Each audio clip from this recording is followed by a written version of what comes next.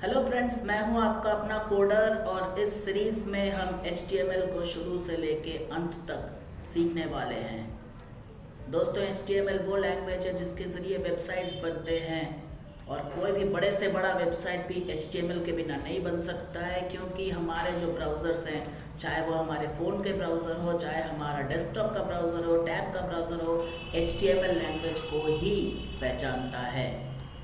और HTML एक बहुत ही ईजी और बहुत ही इंटरेस्टिंग सा लैंग्वेज है।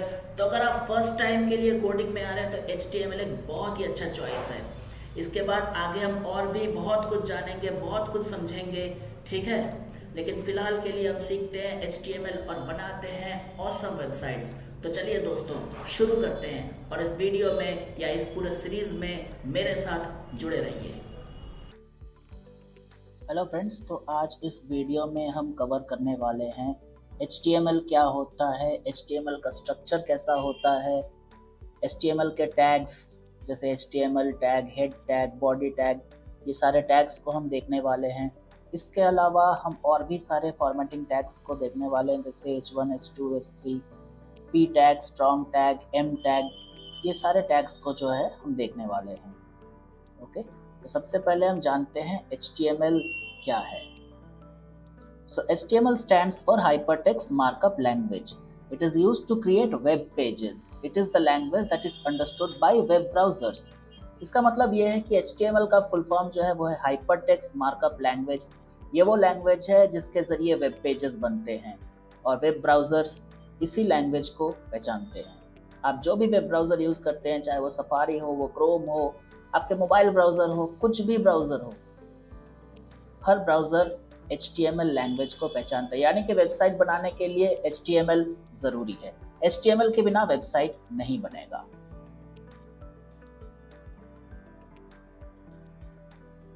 अब हम जानते हैं HTML सीखने के फ़ायदे क्या हैं।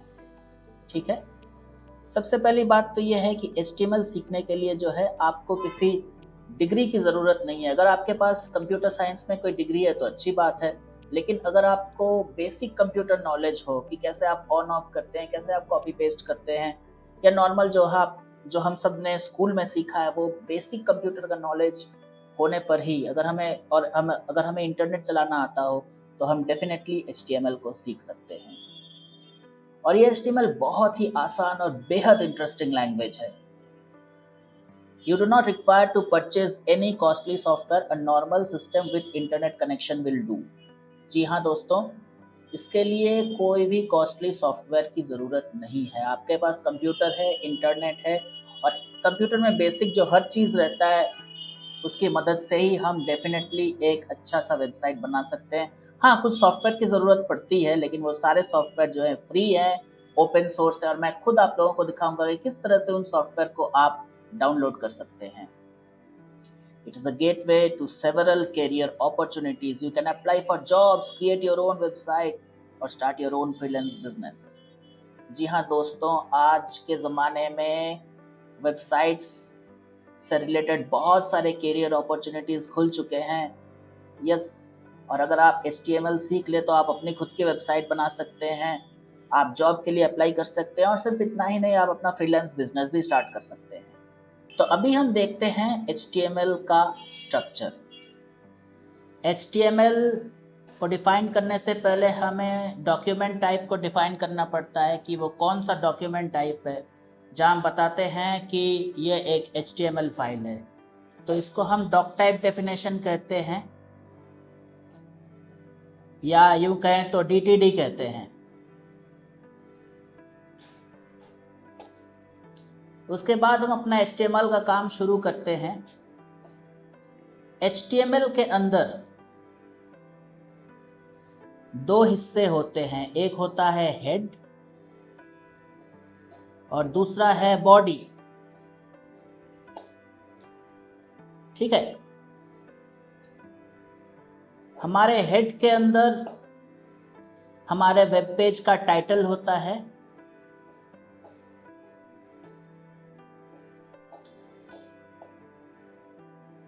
हमारे मेटा टैग्स होते हैं। मेटा टैग्स क्या हैं वो हम बहुत जल्द जानने वाले हैं, और भी बहुत कुछ होते हैं हमारे हेड टैग के अंदर। जो हम इवेंचुअली देखेंगे, लेकिन फिलहाल हम देखते हैं कि बॉडी टैग में क्या होता है।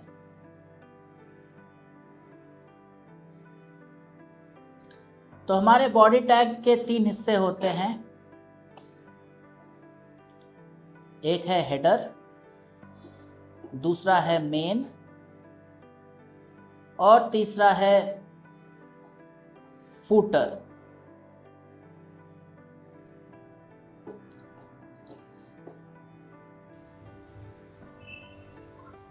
तो हेड टैग के अंदर हमारे मेनली 3 हिस्से होते हैं। हमारे टाइटल टैग होती है, हमारा मेटा टैग्स होते हैं और सीडियन लिंक्स होते हैं। टाइटल टैग क्या होता है? हमारे जो वेब पेज का टाइटल होता है वो हमारे टाइटल टैग के अंदर आता है। मेटा टैग्स और सीडियन लिंक्स के बारे में हम जानेंगे थोड़ी देर में। बॉडी टैग के 3 हिस्से होते हैं। एक होता है हेडर, फिर मेन और फिर फुटर, जिसे आप कोई भी वेबसाइट में देख सकते हैं। वेबसाइट के ऊपर वाला हिस्सा जहां पर आपके मेनू बार रहता है, जो हर पेज में कॉमन रहता है, वो है हेडर। उसके बाद का जो पार्ट है उसको हम मेन बोलते हैं या हीरो सेक्शन बोलते हैं। और उसके नीचे का हिस्सा जो है, जो हर वेबसाइट में, हर वेब पेज में जनरली कॉमनली रहता है, उसको बोलते हैं फूटर। तो आइए अभी हम देखते हैं विस्तार से कि किस तरह से हम HTML टैग्स को बनाते हैं।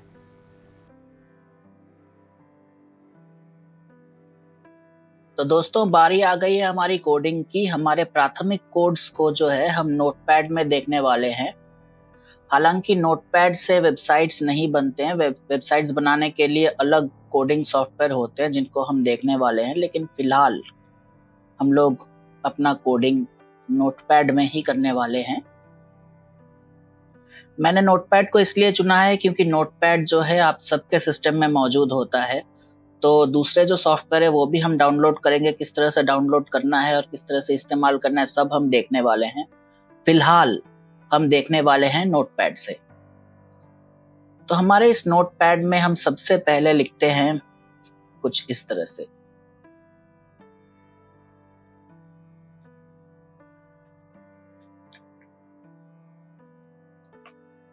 मैंने जैसे सबसे पहले बोला था कि हमें डॉक टाइप डिफाइन करना है। डॉक टाइप HTML से हम बताना चाहते हैं सिस्टम को कि ये किस तरह का डॉक्यूमेंट है। भैया ये जो हम कोड लिखने वाले ये कौन सा कोड है, ये HTML कोड है, ये हम इनको बता रहे हैं।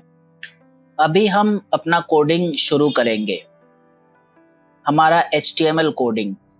तो हमारा HTML टैग जो हम लिखते हैं वो इस तरह से ग्रेटर देन और लेस देन के बीच में होता है। तो इसके अंदर हम लिख रहे हैं HTML और अभी इस टैग को हमें क्लोज करना है। हम थोड़ा नीचे आ जाते हैं और यहां पर हम HTML से पहले बस एक स्लैश देंगे, /HTML। तो ये हो गया मेरा ओपनिंग टैग और ये हो गया मेरा क्लोजिंग टैग। तो हमारा सारा HTML का कंटेंट जो है इसी के अंदर रहने वाला है।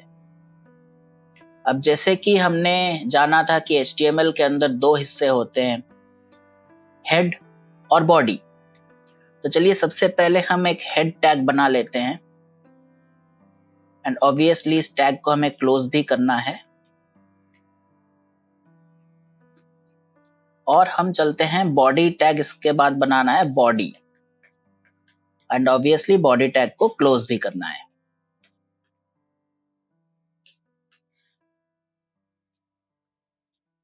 तो ये है हमारा स्ट्रक्चर। अब हेड टैग के अंदर हमारे मेटा टैग्स आते हैं, हमारे सीडियंस वगैरह आप दे सकते हैं और भी बहुत कुछ आता है। फिलहाल हेड टैग के अंदर हम डालेंगे हमारा टाइटल टैग को। हमने टाइटल टैग को ऐसे ओपन किया और टाइटल टैग को हमने क्लोज किया। और इसके अंदर मैं इस वेब पेज का जो नाम देना है, जो टाइटल हमें देना है, वो टाइटल हम देते हैं न्यू, या इस तरह से लिखते हैं न्यू वेब पेज। आप देख सकते हैं स्पेसेस आप जितना चाहे दे सकते हैं, उसमें कोई फर्क नहीं पड़ता है। बॉडी टैग में अभी तक हमने कुछ डाला नहीं है, तो अभी हम इस पेज को सेव करने वाले हैं। तो हम क्या करेंगे, कंट्रोल एस, और इसको हम अपने डेस्कटॉप में सेव करते हैं। मैं एक नाम देता हूं, new web page, and obviously इसका जो एक्सटेंशन है ये .txt फॉर्मेट में है, लेकिन हमें इसको देना है .htm या .html। ध्यान रखिएगा, इसका एक्सटेंशन .html या .htm होना है, तभी जाके ये एक वेब पेज फॉर्मेट में आ जाएगा, या यूं कहें तो एक HTML फॉर्मेट में आ जाएगा। मैं इसको डेस्कटॉप में सेव करता हूं।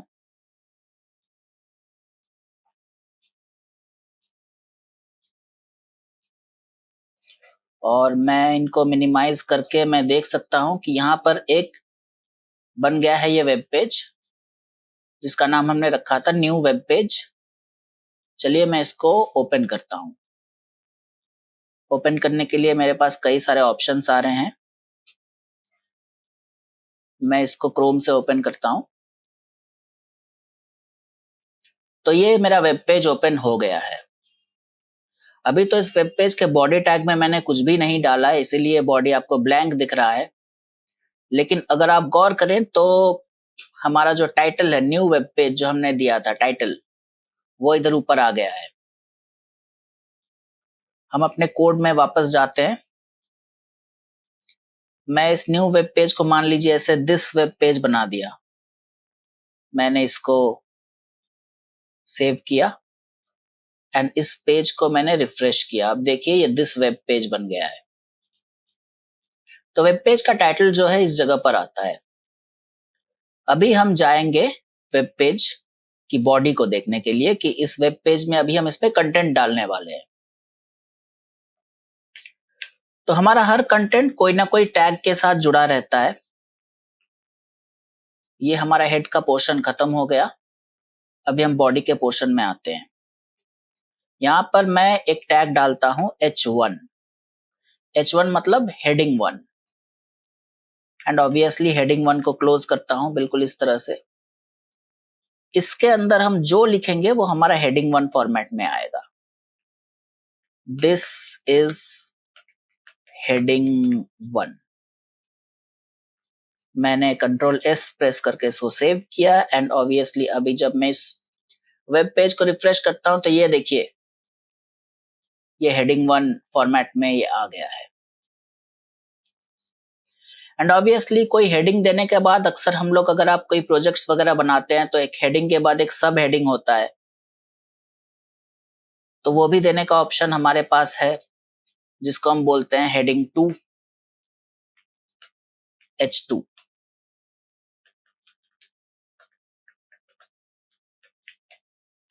एंड ऑब्वियसली H2 को हमें क्लोज करना बेहद जरूरी है।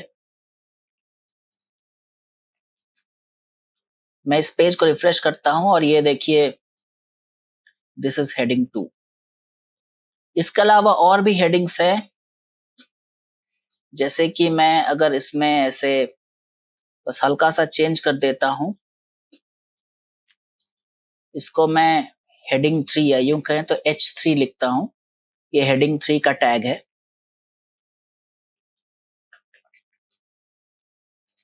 और मैंने इसको सेव किया और मैं इस वेब पेज में आके इसको रिफ्रेश कर रहा हूं, और ये देखिए दिस इज हेडिंग 3। मैं स्क्रीन को थोड़ा बड़ा कर देता हूं ताकि आपको देखने में आसानी हो। मैंने स्क्रीन को 200% कर दिया है और ये आप देख सकते हैं तीनों हेडिंग्स दिख रहा है। तो क्या हेडिंग 3 के बाद, या यूं कहे तो H3 के बाद H4 H5 ऐसे आता है? जी हाँ। तो टोटल हमारे पास कितने हेडिंग्स हैं? टोटल हमारे पास हैं 6 हेडिंग्स। हेडिंग 1, हेडिंग 2, हेडिंग 3, इसके बाद हेडिंग 4, हेडिंग 5 और हेडिंग 6। तो मैं अगर इसको इस तरह से करूं, हेडिंग 4,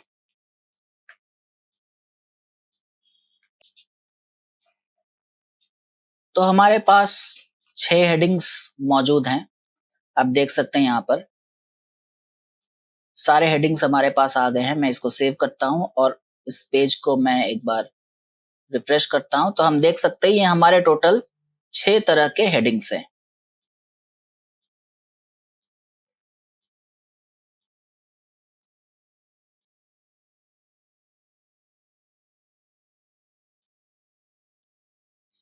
तो दोस्तों, है ना ये मजेदार। अभी हम कुछ और टैग्स को देखने वाले हैं। जैसे एक बहुत ही इंटरेस्टिंग सा टैग है जो मेरा काफी फेवरेट है, वो है मार्क्वी टैग।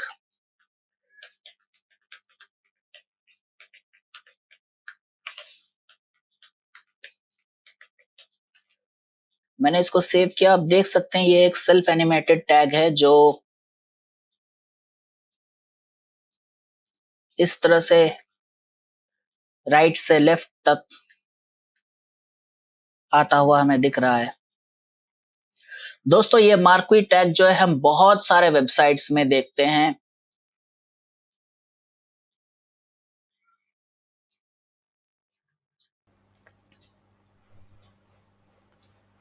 ओके फ्रेंड्स, तो चलिए अभी हम देखते हैं पैराग्राफ टैग को।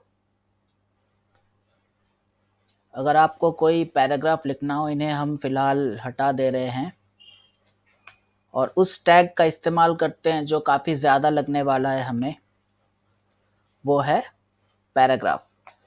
कोई भी पैराग्राफ अगर लिखना हो तो हम उसका टैग है पी, यानी कि पैराग्राफ का पहला लेटर। इस तरह से हमने पी को क्लोज किया। इसके अंदर हम कोई भी एक पैराग्राफ डाल सकते हैं।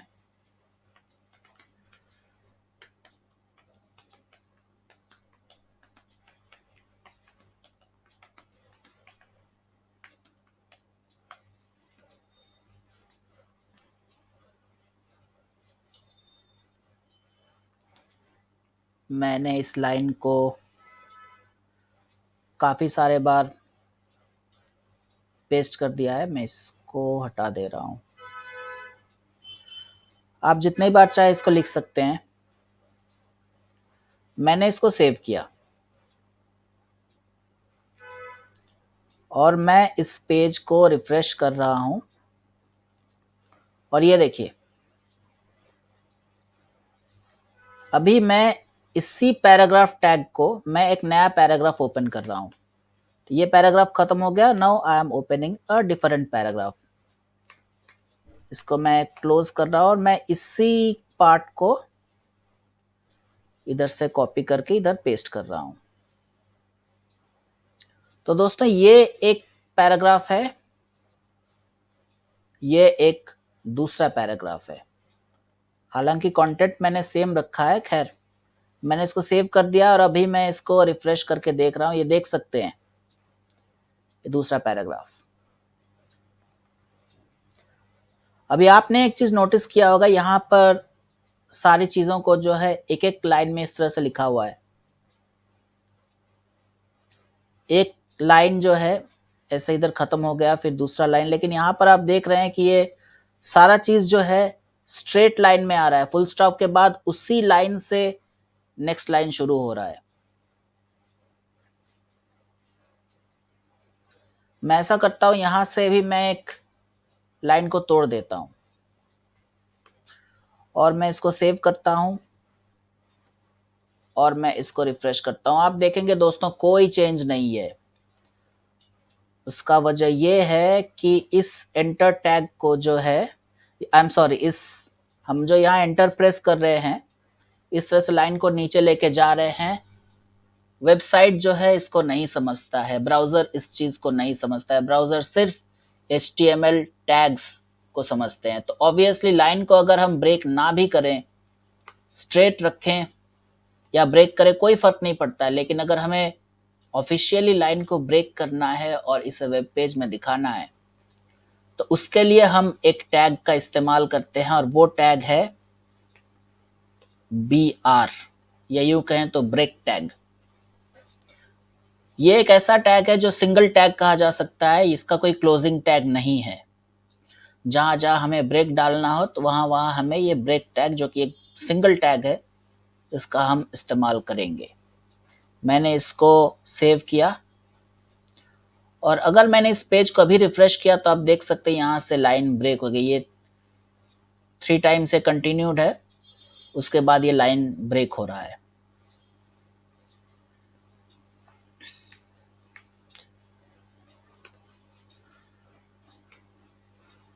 आप देखो ये 3 टाइम्स कंटिन्यू होने के बाद ये लाइन ब्रेक हो रहा है। यहाँ भी हमने 3 टाइम्स लिखा है, उसके बाद हमने ब्रेक टैग को डाला है। मैं जहां जहां ये ब्रेक टैग को डालूंगा वहां वहां लाइंस ब्रेक होंगे। मैंने सेव किया और ये देखिए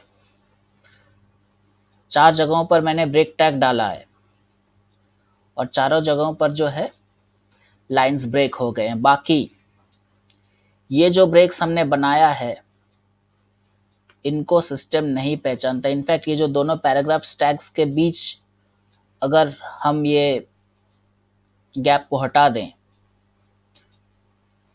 और इसको सेव करें तो भी इसमें कोई फर्क नहीं पड़ेगा। सिस्टम को मालूम नहीं है कि यहाँ पर जो है कोडिंग में ये एक लाइन में लिखा हुआ है। आप एक लाइन में लिखिए, 10 लाइन में लिखिए, ब्राउजर को कोई फर्क नहीं पड़ता है। ब्राउजर को तभी फर्क पड़ता है जब आप कोई टैग देते हैं। ब्राउजर जो है टैग्स को पहचानते हैं।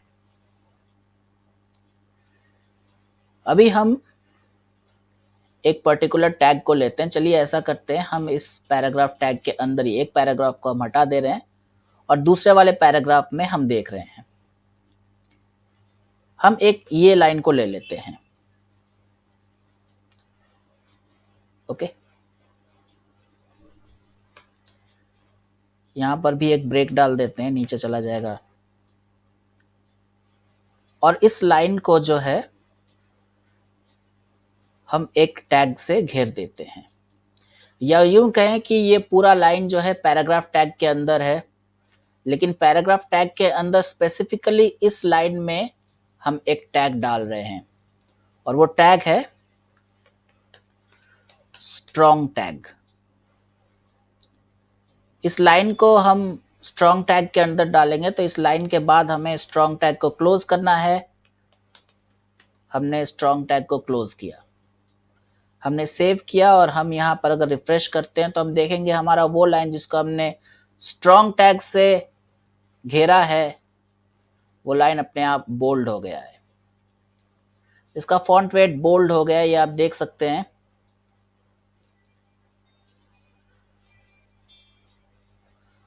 और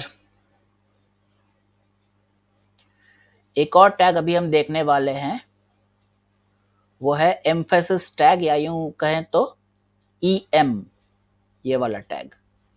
ये जो नेक्स्ट लाइन है इसमें हम एक दूसरा टैग लगाने वाले हैं, वो टैग है M टैग। यहाँ जितने भी स्पेस दे सकते हैं हम, कुछ कोई फर्क नहीं पड़ता, तो मैं कुछ स्पेसेस और दे देता हूँ ताकि आप आराम से इस चीज को समझ पाए। मैं चाहता हूं कि इस चीज में कोई कंफ्यूजन आपको ना हो। ठीक है, तो चलिए अभी हम देखते हैं कि आउटपुट क्या आता है।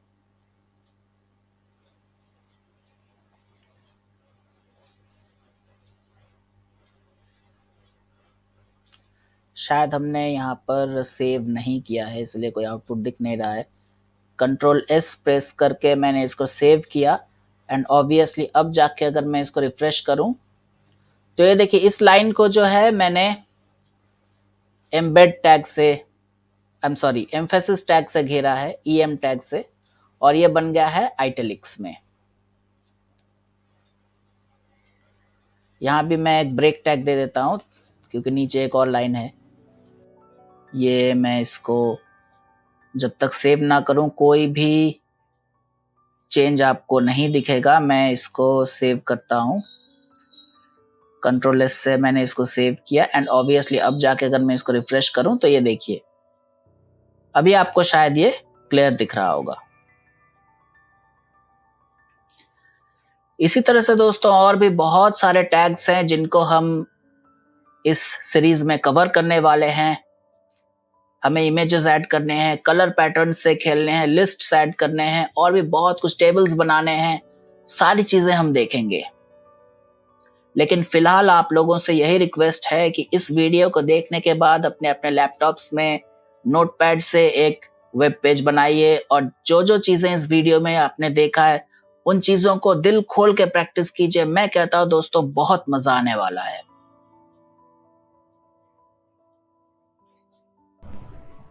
तो दोस्तों आज के वीडियो के लिए इतना ही। आने वाले वीडियोस में हम और भी बहुत कुछ देखने वाले हैं, तो प्लीज इस चैनल को सब्सक्राइब कीजिए and wait for the next video. Till then, bye bye.